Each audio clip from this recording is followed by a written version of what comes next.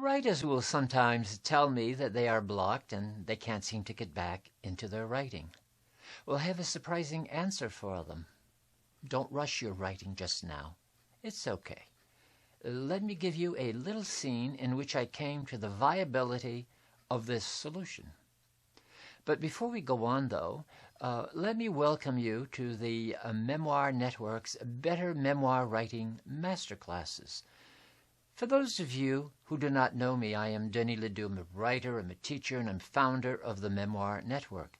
I'm so pleased that you have joined me today.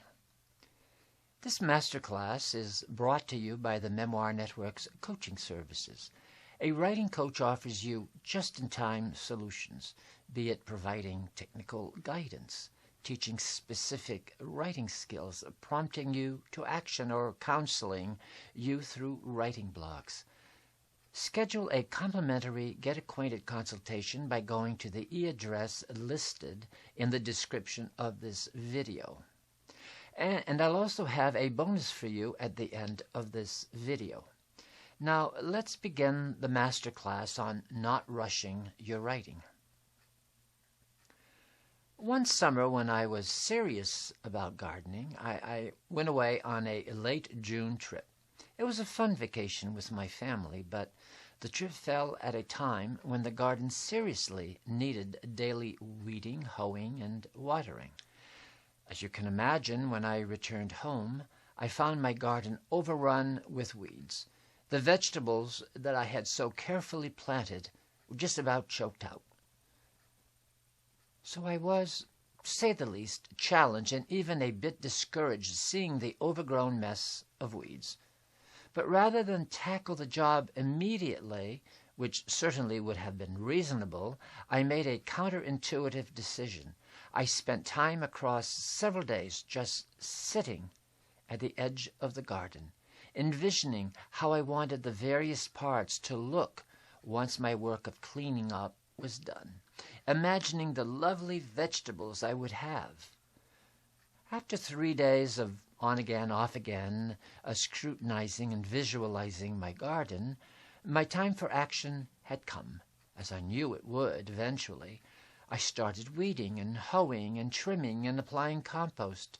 It took many days of work, during which time I not only cleared the overgrown parts, but also kept each newly reclaimed portion in great condition. In time, a beautiful, productive garden emerged as a result of this approach.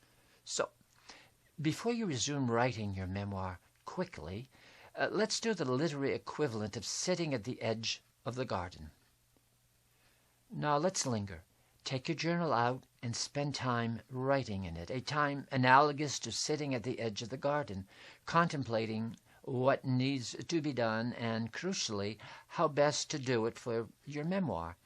In your journal, linger with the 10 points I will present below, and certainly any others that come to mind as being important to you. Remember to use as many details as possible as you write. Vivid details not only reconstruct a story, but they also help us to make our way through a story to its meaning. Number 1. Why did you want to write this memoir in the first place? What was your impetus to tackle this project that now lies stalled? Do the original motives seem sufficient now? Do they motivate you still? Do you need to expand on your reasons for writing this memoir? 2. If different than your original motive, what is your motive today to continue and finish this memoir? Is this motive compelling enough to see you through to the end? If not, how can you make your motive more compelling? Well, what's missing for you? What is the "if only it were possible to" element? Embrace that element. Write about it. 3. What difference will finishing this memoir make in your life and possibly in the lives of its readers? Is there significance in the text you are writing? If not, where in the story lies the significance? How can you expand on the significance of the story so that it will engage you profoundly and by extension the reader. 4.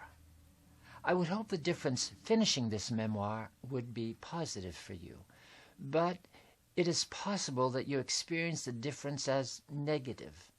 It is discouraging to write when one anticipates a negative effect.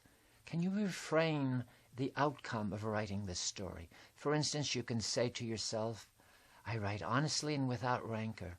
I'm not responsible for the reactions and feelings of other people, the feelings that they choose to have.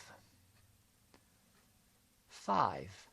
What is most frightening to you about the content of this memoir, about finishing this memoir, and about having it read by others? What is most satisfying to you about the process of finishing this book? 6.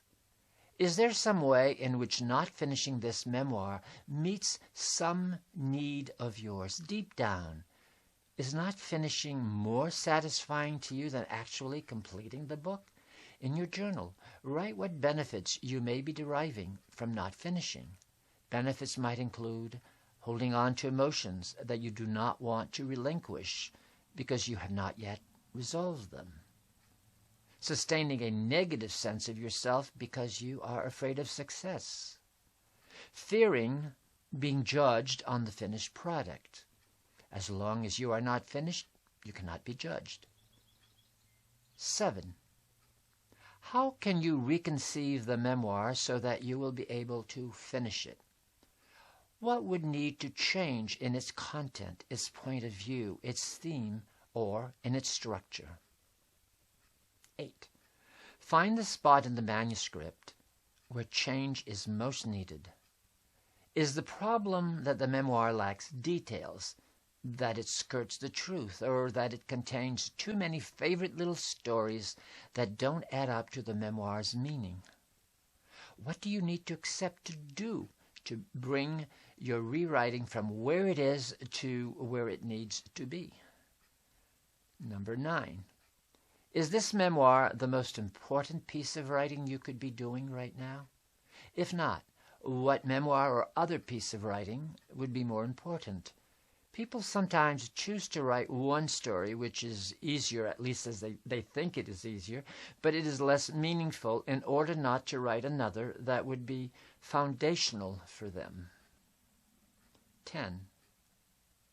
Were there any specific points of prior constraint to your writing that you could redress? For instance, one constraint might be someone was adamant that you should not write this memoir. You wonder how you can write and still remain in relationship with this person. How can you see working your way through this problem? How can you reframe the constraint? A second constraint might be your finances or domestic situation has made it too challenging for you to be comfortable devoting time to a writing project that does not produce income and probably never will. Does this condition survive into the present, or does it lie in the past? If in the past, why do you continue to live it out? A third constraint is the research you have undertaken. Well, it did not support your prior interpretation of the story. How can you change your take on the story so that it and the research can blend?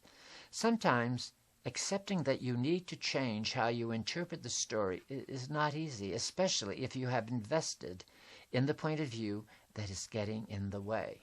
This requires what I call personal work. If you would like to explore receiving help with your memoir on any aspect of memoir writing or publishing, know that we offer a 30-minute complimentary get-to-know-you coaching consultation. The link to a free consultation is in the description below. And before you go, please hit the subscribe button at the bottom left of the video and click on the bell next to it. Subscribing assures this memoir writing content will appear on your YouTube homepage and recommendations bar. Check the description below for a link to this week's free video e-course, and remember, inch by inch, it's a cinch. Yard by yard, it's hard. Good luck writing your story. The videos that we post on the Better Memoir Writing Masterclass channel are just one of the many ways we can help people write better memoir. I'd like to take just a few moments to share more of what the Memoir Network can offer you by way of partnering with you to write and publish your memoir. Our free membership program, My Memoir Education, offers you access to e-courses, e-books, videos, and more. We have had thousands of people benefit from the free My Memoir Education to write their memoirs, and we hope you will become a member too. Our blog contains over 500 in-depth posts on different aspects of memoir writing, and it too is free. Come on over and pick and choose what you need. While free content can be very helpful, there comes a time when you need more focus and more mentoring than you can get from free. We offer coaching, editing, whether copy editing, content editing, or developmental editing, ghostwriting, and book production. Our website features many of our clients' book covers and testimonials. Come and check us out. We also have a number of programs you can purchase. The Memorable Story is a 10-module home study program on every aspect of memoir writing. It provides university-level mentoring. The Inspired Memoir Writer is a group coaching program. You meet with fellow writers over a period of 10 sessions. We also offer Jumpstart Memoir Professional Packages, which are designed for people who would like to help others write their memoir. If you're interested in knowing more, please feel free to call us or email us at info@thememoirnetwork.com. Thanks, and keep writing.